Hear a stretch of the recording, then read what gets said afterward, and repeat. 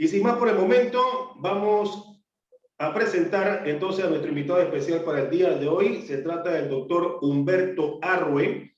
Él es especialista, cirujano ortodoncista y que mantiene pues una relación muy estrecha con el deporte. Ha tenido diferentes especialidades, también extracurricularmente tiene muchas facetas, pero si hablo con Humberto todo el día de hoy, se va el programa completo. Humberto, muy buenos días, bienvenido a Sport Machine Panamá Radio. Oh, muchas gracias, Oscar. Gracias por la oportunidad de poder conversar contigo diferentes temas y la verdad que es un placer, un gusto también para mí estar presente en tus radioescuchas, en tus diferentes canales y redes sociales. La verdad que aprecio mucho el gesto que estás haciendo. Gracias. No, definitivamente agradecemos también su atención por esta entrevista porque hay temas que usted tiene mucha experticia, ¿no? Dentro de lo que se maneja en el deporte, que es la especialidad que periodísticamente tenemos en atención. Y el caso de los peloteros panameños que recurrentemente tienen una falencia cuando pasan de etapa aficionada o etapa de un alto rendimiento nacional a convertirse en profesionales, ¿no? Y estoy hablando de todos los deportes, no solamente el béisbol o el softball, que usted también fue selección nacional de softball molinete de gran nivel, lanzador de gran nivel en diferentes torneos internacionales representando a Panamá.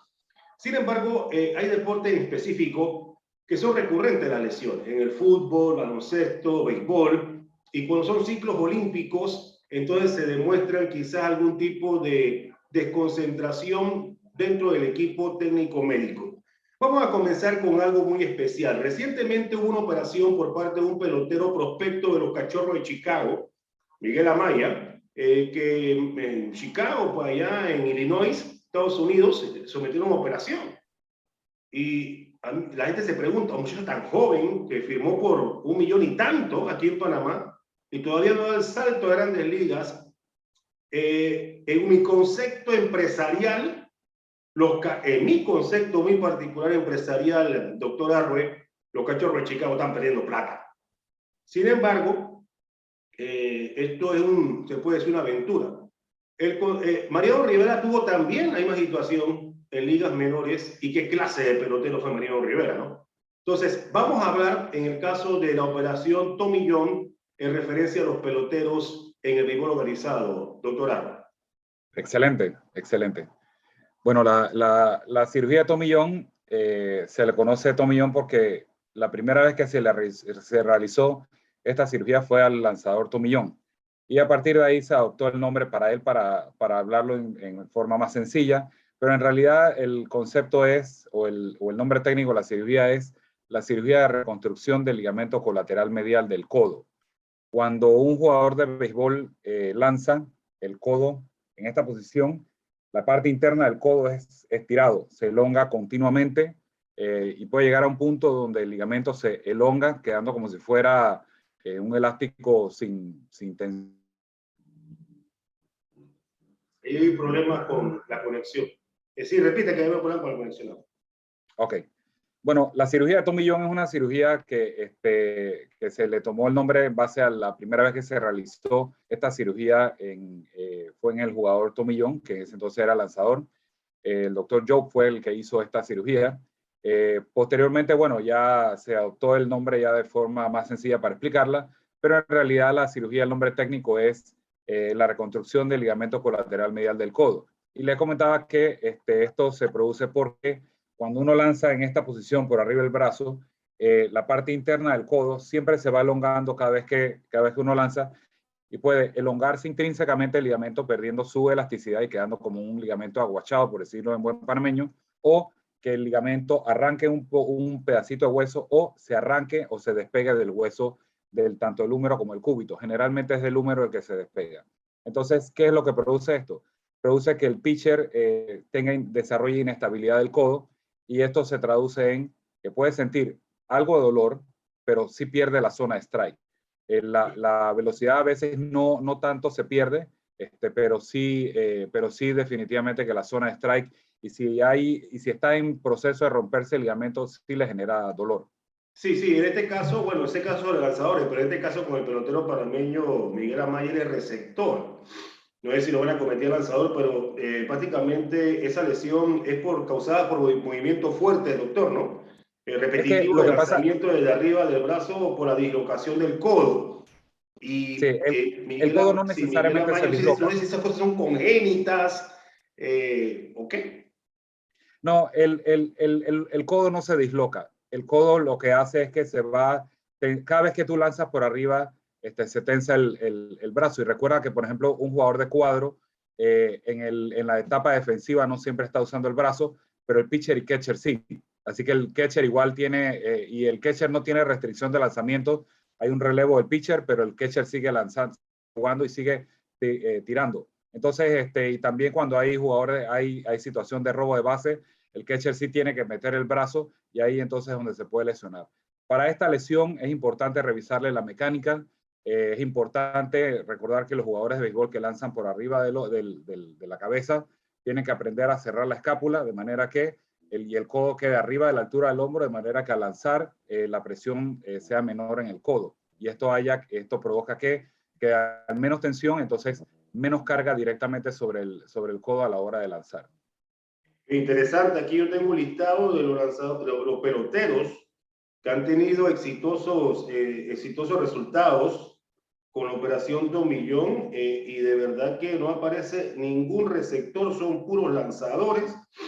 Y en el caso, aquí yo puedo mencionar bueno, el famoso Tomillón, ¿no? El primero es Tomillón, obviamente, el primero. de los Dodgers. Y también David Wells, que estaba con los Yankees, Eric Gagné, que estuvo con los angelinos, me parece, John Small, sí, John Small de los también está en esa Bravos. lista. Sean Ho, que es un asiático, ¿no? Sí. Shuwan Ho. También coreano. aparece Rich Hill, para algunos de los Cardenales de San Luis. Adam Wainwright, que también estuvo dentro de esa misma situación. John Venters, un zurdo aquí, bueno, en clase. También aparecen otros peloteros, ¿no? De gran valía como Stephen Strasburg, Jason DeGrom, entre otros, ¿no? Que están dentro de este paquete. Pero la recuperación de un receptor en este tipo de lesión, ¿cuál puede ser el manejo para bueno, que tenga nuevamente el pelotero Miguel Amaya esta oportunidad de jugar en Grandes Ligas? Bueno, si esta cirugía la hace un cirujano que ya tiene experiencia en esto, que entiende cómo se debe hacer la reparación, la reconstrucción, realmente es una cirugía que tiene buen pronóstico. Es una cirugía que en términos de 3 meses el injerto ya debe estar integrado al hueso, e inclusive a diferencia del ligamento cruzado, cuando uno opera un ligamento cruzado uno elimina los restos, la mayoría de las veces uno elimina el resto del ligamento cruzado. En este caso no, en este caso el ligamento colateral medial natural o nativo del paciente es incluido dentro de la reconstrucción. Entonces, por eso es que hay el viejo el concepto de que cuando regresa de tomillón regresa hasta más fuerte. Y es cierto, porque el injerto es más grueso que el ligamento nativo, pero también el ligamento nativo se incluye dentro de la reparación, puesto que son ligamentos extraarticulares y bueno, ese es un tema técnico que sería para explicarlo en otro momento. Pero sí es mucho más robusta la recuperación. El tiempo de integración del injerto es de 3 meses y a partir de ahí entonces al atleta se le pide que vaya a hacer pesas y comienza a hacer el programa de tiro. El programa de tiro, yo he trabajado con más de 10 organizaciones Grandes Ligas y es muy similar en todos los organismos. Y en esencia comienzas a 20, 30 pies y vas sumando 5 pies todos los días hacia atrás hasta que termines a 160 o 180 pies dependiendo de la posición de cuadro que juegues. Realmente los pitchers y los fielders se les pide que llegue hasta 180 y los catchers, por ejemplo, en este caso se puede llevar hasta 160 pies. Y si él está bien y no desarrolla ni dolor o alguna limitación, entonces ya estaría listo para jugar. El tiempo de juego en general le toma más o menos como 6 meses, de 6 meses a un año, dependiendo del proceso, porque si va fluida la mecánica, el programa de tiro, regresa más rápido, si hay algún tipo de debilidad o deficiencia, entonces se atrasa un poco el retorno. Muy bien, entonces no hay discriminación en la posición en el béisbol. Cualquiera puede padecer de una lesión de esta naturaleza y puede ser sometida a la operación tomillón, ¿no? Lo que usted me está comentando. Sin embargo, para atletas de pisticampo, como el lanzamiento de jabalina, el lanzamiento de disco, ese tipo de... ¿Hay también lesiones esa? No se presenta. No, porque la mecánica tanto de jabalina como de lanzamiento de disco es con el codo extendido. Entonces, es básicamente toda la presión la hace la espalda y el hombro. Entonces, él no se somete en estrés en valgo, que es el valgo es que el codo quede hacia afuera, como en forma de X. Entonces, cuando tú lanzas, siempre hay ese estrés en valgo y la estructura interna es la que se estira cuando estás en valgo o alguna articulación en valgo. Y por lo tanto, son los tiros. Por ejemplo, puede haber esto también en softball, puede haber esto en tenis, puede haber. La diferencia es que en el tenis la carga no es tan fuerte y también por eso no hay tanta recurrencia en esto. Inclusive ellos tratan de mantener el codo bastante estable, por decir así, y más la carga en el tenista se hace en el hombro también. Entonces se resume en 3 deportes prácticamente, béisbol, softball y bueno, tenis en cierta ocasión. Sí. Y casualmente, hablando de lesiones, usted es especialista en ortodoncia. No voy a tocar ningún... Ortopedia. Disculpe, ortopedia. Disculpe, ortopedia. Disculpe. Ortodoncia es dientes. dientes. Ortodoncia de los dientes. Oye, lo estaba cambiando. Mire, no, y también que usted no es especialista tampoco en cardiología, que ese es otro tema en el deporte. Sin embargo, las lesiones más recurrentes que se presentan en los deportes, en la especialidad que usted maneja, ¿me lo puedes ampliar, por favor, Humberto? Bueno, generalmente son hombro y rodilla, son las lesiones más recurrentes. Y va a depender mucho de... Tobillo también, pero es más traumática y sobre todo si juegas como fútbol, soccer o fútbol americano. Pero lo que pasa es que ya serían... las lesiones deportivas se dividen en dos grandes grupos. Las lesiones agudas, ya sea por colisión, por accidentes, y las lesiones crónicas, que son por el uso recurrente, progresivo de la articulación, y esto también degenera lesiones. Entonces, las áreas más afectadas generalmente son hombro y rodilla. Y de las rodillas, por supuesto que la lesión de los meniscos es lo más doloroso y lo más frecuente, pero también están las lesiones ligamentarias, que está el colateral medial, colateral lateral y el ligamento cruzado anterior. Y en el hombro, gran variedad también. Tenemos las lesiones de SLAP, que están asociadas al tendón del bíceps, y que este tendón del bíceps arranca el labrum superior. Tenemos lesiones del manguito rotador, tenemos también inestabilidad tanto en el codo como en el hombro, también las hay. Así que hay variedad. Lo importante es individualizar cada lesión, porque no todos los dolores son iguales, no todos sus orígenes son iguales, y a cada paciente hay que hacerle su diagnóstico preciso. Y cuando eres un atleta de alto rendimiento, entonces hay que buscar si hay alguna falla mecánica que está incidiendo en que usted tenga esa lesión. Entonces esto es un trabajo también multidisciplinario. De hecho, las lesiones, tanto del hombro como el codo, se requieren que se revise las mecánicas junto con el coach respectivo del área, para que la mecánica sea parte de la solución y no del problema. Sí, definitivo de que cuando entran profesionales en la materia, en la composición del elemento óseo, ¿no? Del cuerpo humano, en este caso del atleta, hay lesiones tan traumáticas como el tibia y peroné, que no solamente están registradas en el fútbol, sino también en el béisbol y en otros deportes, que son, oye, algo que la gente queda como asustada, pero en porcentaje, hay un elevado porcentaje de recuperación, ¿no? Cuando se somete a este tipo de operación. Vamos, en el caso de Miguel Amaya, en caso de otros atletas que también tienen esta situación y que obviamente son diagnosticados y atendidos por profesionales de la materia.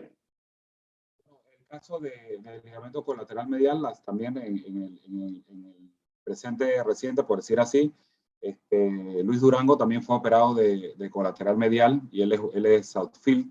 Así que realmente la lesión no es exclusiva tampoco de lanzadores, pero como había comentado, la cirugía de tomillón tiene buen pronóstico siempre y cuando un cirujano que sea experto en el área lo haga y entienda cómo es el proceso quirúrgico. También a mí me ha tocado operar, en el béisbol me ha tocado operar de todo: fracturas de muñeca, fracturas de tobillo. Generalmente específicamente ocurre asociado al cuadro. Si cuando el cuadro no tiene arcilla, sino que es arenilla y no es mantenido, está dura la superficie, el taco se engancha a la hora de zurrarse el jugador, se engancha el spike, se tuerce el tobillo y se fractura la tibia, o también tiene lesión de ligamentos. Eso es lo más frecuente que uno encuentra en el béisbol con relación a lesiones de tobillo. Usted que maneja eso casi que a diario, ¿qué es lo más conveniente en cierta manera? ¿Un esguince o que haya la fractura? Porque entiendo que también hay rehabilitación de resonancia magnética. Bueno, bueno, resonancia magnética como tal es un estudio diagnóstico que precisamente ve tejidos blandos. Lo que en la parte terapéutica sería magnetoterapia, que es diferente, es otro concepto. Y bien, entre lesionarse un ligamento o lesionar o fracturarse un hueso, uno en general prefiere fracturarse el hueso, porque el hueso es el único tejido del cuerpo que regenera. Tú le colocas la placa, los tornillos, el clavo y el hueso regenera, y si está en buena posición, él recupera todo, y cuando ya termina el periodo de consolidación, inclusive la placa, los tornillos o el clavo se puede retirar. En el caso de un ligamento, no es así. El ligamento cicatriza y ya el término de cicatriz ya puede generar rigidez, engrosamiento y puede dar molestias y hasta puede inclusive el futuro del atleta también se puede comprometer un poco. Pero también depende de dónde se fractura el hueso. Si es una fractura intraarticular, ya el pronóstico se reserva también, porque al dañar la articulación, el cartílago de la superficie articular no regenera, sino que va a cicatrizar y esto puede generar dolor también. Entonces, son diferentes, habría que analizar precisamente las fracturas. Generalmente las fracturas intraarticulares uno las tiene que buscar reducir o reparar de forma anatómica sin ningún tipo de escalón o deformidad en el residual después de cirugía, para que tenga muchísimo mejor pronóstico. Pero en general uno prefiere fracturarse el hueso. Exacto, doctor. En otrora había historia de atletas que terminaban su carrera por una lesión. Sí. En estos tiempos, ¿pasa lo mismo? Va a depender de la lesión que tenga, porque como había comentado, hubo un jugador panameño que fue firmado que tuvo una muy buena firma, una muy buena organización, pero tuvo una fractura con ruptura del ligamento cruzado, una fractura de meseta tibial, y la organización, al igual que con Miguel Amaya, no le dio de baja, sino que lo operó, lo recuperó, le dio la oportunidad de un año estar en la organización, pero simplemente su performance bajó al punto que ya tuvieron que despedirlo. Entonces, la respuesta es sí. Por más tecnología que haya, por más experticia, porque también cada uno se va haciendo experto en su área, aún así hay lesiones que sí pueden comprometer definitivamente el pronóstico o el desarrollo futuro de un atleta. Y también tiene que ver la parte mental, ¿no? También esa recuperación tiene que quizás dar una persona de salud mental con el atleta, ¿sabe cómo es? Las emociones son... Hay gente que dice que está enferma espiritualmente. Yo no entiendo eso, que hay enfermedades espirituales, pero en estos casos también la salud mental es importante, ¿no? Sí, digo, de hecho, si yo puedo mencionar el performance deportivo, yo pudiera decir que el 50% es la preparación física, el 30% es preparación técnica y hay un 20% psicológico que si tú no lo tienes fuerte, no vas a desarrollarte como un atleta de élite. Y eso es verdad a puño. Doctor, aprovechando que usted forma parte de un comité también de Salón de la Fama del softball panameño, yo le voy a decir algo. Cuando usted jugaba softball y yo estaba de alto nivel y yo estaba en el reportero ahí del día a día, softball estaba volando. Sin embargo, yo no veo el softball en lo mismo en esta oportunidad, pero es otro tema para otro día. Es su papel dentro de lo que es ese comité del Salón de la Fama, para que nos explique sobre eso del softball panameño. Claro. Bueno, primero el agradecimiento al presidente de la Federación de Softball, Danilo Velasco, que también en mis tiempos fue catcher élite de los tiempos de la selección nacional y de los torneos y ligas acá en Panamá. Muy atinadamente selecciona un número impar de comisionados. Somos 5 comisionados, cada uno en épocas diferentes del softball. Está Armando Vázquez, que jugó entre finales de los 70 e inicio de los 80. Está Tuón, que jugó entre los 80s. Está Sal Domínguez, que jugó finales de mediados de 80, aparte de 90s. Heriberto Polo, que jugó en finales de 80 con el 90, y yo jugué del 90 hasta el 2005. Entonces, no solo eso también, sino que cada uno juega diferentes posiciones en el cuadro. Yo soy el único lanzador, Heriberto es catcher, Armando es outfield, y Tomás Wong es primera base y Azal es tercera base. Entonces eso hace que seamos tan diversos en los criterios y conocimos muchos de los jugadores que eventualmente van a ser miembros del Salón de la Fama. Entonces, eso por un lado, esta es la historia de los comisionados. ¿Y cuándo es la primera clase? ¿Cuándo hice la primera clase del Salón de la Fama? Bien, esa respuesta la voy a contestar técnicamente, porque también la forma de selección tiene su criterio. Nosotros, bueno, con decirte que Salones de la Fama del Softball Internacional son 32 en el mundo, está el Salón de la Fama de los Estados Unidos y el de Canadá. El resto no tiene. Entonces, nos tocó hacer un proceso de investigación del proceso de selección de los Salones de la Fama en todos los deportes, ya sean profesionales o no. Cada deporte tiene su criterio de inclusión. Al final, pues nosotros seleccionamos, como el béisbol como el softball es hijo del béisbol, por decir así, y yo creo que el Salón de la Fama más importante entre el béisbol y el softball, obviamente, es el béisbol. Entonces teníamos que basarnos mucho en base a los criterios que ellos utilizan. Entonces, al final, ellos utilizan 10 atletas, 10 beisbolistas que se seleccionan por año. Y matemáticamente hay 700 y algo beisbolistas por año, sumando todos los equipos, y eso da un porcentaje. Ese porcentaje nosotros lo aplicamos a la cantidad de jugadores y provincias que juegan béisbol nacional. Y por lo tanto, el número de selección que se va a escoger por año por softball en Panamá es de 2 a 3 jugadores por año. Y dejamos en 2 a 3, la respuesta era 2.4, pero lo dejamos en 2 a 3 porque si hay algún tercer jugador que de repente tiene los números para no pelear, pues nosotros lo incluimos dentro del salón. Entonces, bien, lo otro también es que este Salón de la Fama tiene dos funciones. Obviamente tiene la función de seleccionar los atletas que van a ser inmortalizados, pero también tiene una función histórica, porque absolutamente no hay nada, queda muy poco escrito, quedan muy pocos escritos muy aislados de colegas tuyos que han escrito en el softball. Pero a diferencia del béisbol, por ejemplo, el béisbol lo selecciona la prensa especializada. Obviamente el softball no tiene prensa especializada y por lo tanto nosotros... el antecedente es bastante, se puede decir, impreciso, la historia, ¿no? Va a ser totalmente anecdótica, va a ser por entrevistas, porque por escrito no hay, y de hecho nos comentaba Danilo que por algún problema entre el presidente anterior de la Federación de Softball con uno de los ex directores del Comité Olímpico, todas las estadísticas del béisbol nacional por detrás del 2010 se desaparecieron, las votaron. Entonces ya nos deja inclusive hasta sin números antes del 2010. Entonces, no me diga que porque Melitón estaba como presidente del softball de Panamá cuando cambió el mando del Comité Olímpico, que tuvo Vanega y después entró Sanchís, votaron todo. No puede ser. Es correcto, sí. O sea, qué lástima, qué lástima. Ahora, mire, le voy a decir algo. ¿Cuándo usted tiene previsto la primera clase? O sea, ¿qué año? ¿2022? Claro. ¿2023? Bien, a eso voy. Nosotros tenemos que ir desde atrás. De hecho, la primera vez que Panamá representó internacionalmente en el softball fue en 1967.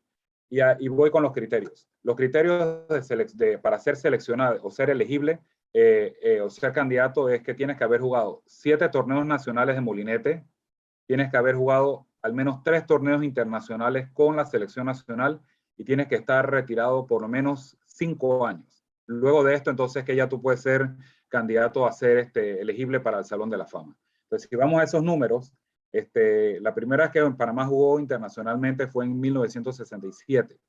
Si ponemos 5 años y la primera vez que jugó Panamá, que se realizó formalmente un torneo nacional de molinete fue en 1965. Entonces, si sumamos los 7 años de nacionales, sería 1972, más los 5 años de retiro serían en 1977. Y si son de 2 a 3 jugadores por año, entonces nosotros tenemos que primero comenzar a seleccionar de 1977 y de hecho decidimos que hasta el 2010, mientras que ya después del 2010, como ya hay estadísticas, ya nos podemos ir un poco más técnicos a la hora de la selección. Okay. Por lo tanto, ahorita nosotros tenemos son 68 cupos que tenemos que llenar del Salón de la Fama desde 1977 hasta el 2010. Entonces, ok, rapidito. Entonces, ¿sería para el 2022 o 2023 la primera emisión?